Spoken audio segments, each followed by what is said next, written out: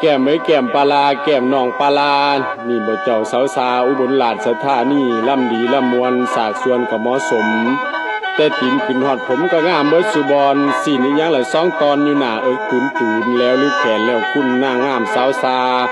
หลายปันใดก็คาพอห้องปีกายได้ยินข่าวว่ามื่นปลายท่องนักอีกแม่นบ่ผู้ใดต่อกับบ่ลงผู้ใดโป่งกับบ่รับ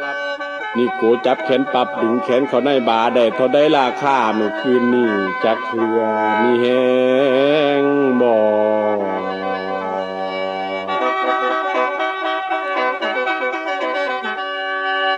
โอ้ยละน้อ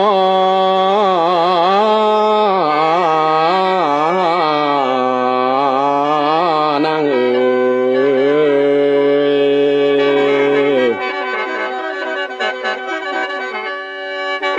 เอาละบัดนี้หมอลำหนูลงข่อยกับเจ้าก็เว้าว่าจ้าจิจุยกันมาแล้วหลายยกหลายตอนแต่ว่าบัดนี้ก่อนสิจากศิลาเจ้าไปจังสี่ข่อยก็บ่มีหยังสิต้อนสิฝากเจ้าเฮ็ดจังไดข่อยมันทุกข์ยากลำปากกำกินมันหมกคันบ่กินหมกมันปากบ่ดำปันนี้คันล่ำจังสี่ก็บ่แม่นล่ำจนมีล่ำจนทุกข์เงินทองของใส่ก็บ่มีสิต้อนสิฝากเจ้าดอกบัดนี้ข่อยก็มีอย่างเดียวนี่แหละพอสิมอบให้เจ้าบัดนี้หมอลำหนูลงล่ำตั้งแต่หัวคำจนว่าหอดหัวโน่ล่ำตั้งแต่หัวโตจนว่าหอดหัวไข่ได้เวลาละเด้อพอใหญ่จะผู้พมเศร้าไก่สิเฮ็ดจังได๋หุงตามาเศร้าเตรียมห่อน้ำห่อข้าวแล้วบ่ศรัทธาสิได้จากได้ล่าแล้วเด้ย่าพอหรือสิให้ล่ำต่อไปหอด3 โมงผมย่านเพิ่นนี่ลงนอนรับค่าอาหารสำหรับผมนี่ก็ย่านขึ้นขี้ขึ้นหยังย่านมันอดบ่ฟังนั่นดอกพอใหญ่หรือสิล้างหน้าไก่ซะก่อนบ่เหอบัดนี้เด้อสิแจ้งออกจังปางข่อยกับเจ้าก็สิย่างเมื่อไผเมื่อมันแล้วก็พากจากกันไปสวีน้องกับพี่ล่ำกันเบิดคืนตาก็จนสิมื่นบ่ได้เต็มหน่วยหน้าก็บ่ได้สวยเทิงเหือเทิงไข้ข้างก็ไตก็จนปวดมุบเพิ่นผู้นั้นก็จนยุบเล่าเมื่อยเล่าเพียมานุตนเอาเหลือหมอแค้นอ้ายพี่จะแม่นดีเอานีเป่าให้เฮาล่ำเป่าจนว่าไกค้ำลุบลงลุบขึ้นคิดฮอดเด้มื้ออื่นสิได้หนีคนทางยากน้ำแต่สตางค์นอเฮาอ้ายใหญ่คิดฮอดเด้แต่ผู้ยืนล้ำใส่หยอดรักใส่ใจก้อนสิจากกะบ่มีแนวใดมาตอนมาฝากดอกคันนี้หนูลงคือเห็นตั้งแต่หากยาคำยาคูนได้มาตั้งแต่บุญนี่ละหากหนึ่งยาในแก่ทองยิงเป็นเท้าเป็นด่านซื้อว่ายาทองม่านบริษัทแทนแตงปวดน้ำค้าน้ำแข็งลูกโอยนอนโอย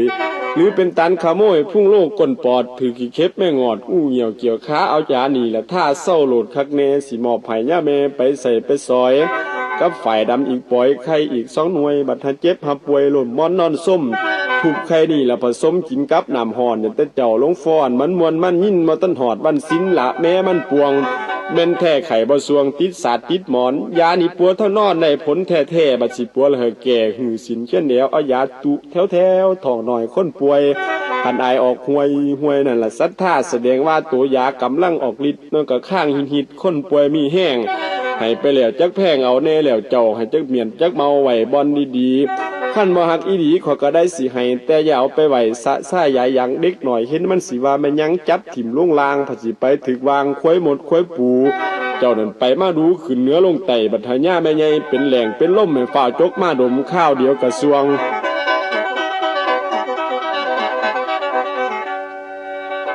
แม่นว่า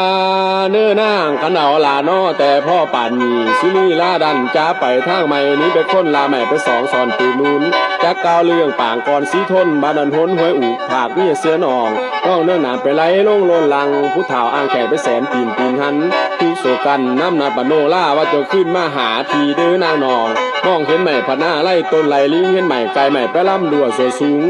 มืดฟ้าเป็นปานาทึบขึ้นถวายกายกันพัน2 พันหยองแย้งยื้อยองแย่งแล้วแย่งน้ำเราแท่งเสียบเข่าเมาหันคอยยองกินต่อยต้องต่อตั้มต่อน้ำมันก่อเขียนขิงทางเท่าเมาน้ำหลาบโนล่าบุปลาควบมักหนาทอฝ่าตายนาบ่อแดงแทงขาดซอยไปค้าเขียนนุ่มหนองอดสายหยองพองข้านเทิงหันเพื่อนนั่งข้าหลาบโนล่าเรารอปันได้สีพ่อนอล่าอยู่ไซมขึ้นตาไปเห็นแต่ไม่ไกลไม่ต้นตำลำสูงยุ่งยังซับปลาดูโพงดาวเต่าเต้ยต้นตุ้มต่างกินต่างวิทย์ปลาตัดไปต่างกิ่วปลาจิ๋ววิทย์ปลาจิ๋วผัดยังเราดงเล่าปิดดงเล่าเราลงดง